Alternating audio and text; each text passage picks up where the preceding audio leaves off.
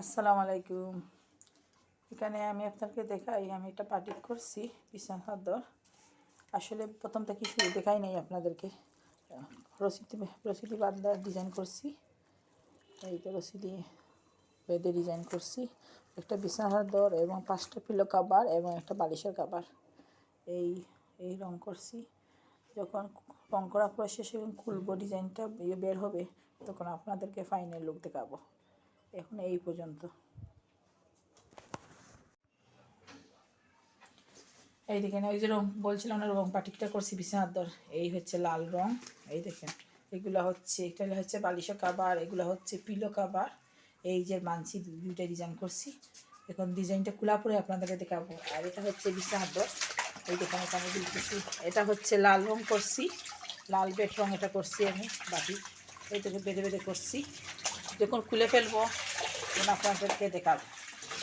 ডিজাইনটা খুলে ফেলবো, ওই দেখেন লাল হয়েছে রংটা। এটা কাবার ছিল, এই জন্য এটা বিছানা দর করছি।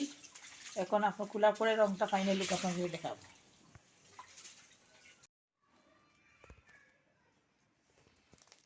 এই দেখেন খোলা হচ্ছে।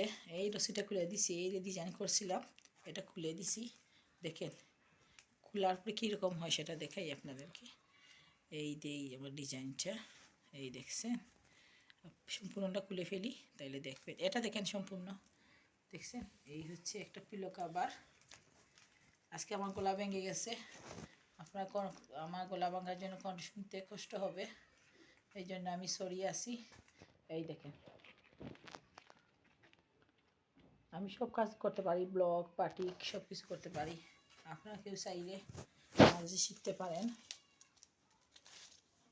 এই দেখেন, এই হচ্ছে 5টা পিলো করছি, একটা বিছানা চাদর আর একটা বালিশের কাভার। এই এই এই হচ্ছে আমার ফাইনাল লুক। এই দেখেন, এই দেখছেন, এই হচ্ছে পিলের ফাইনাল লুক।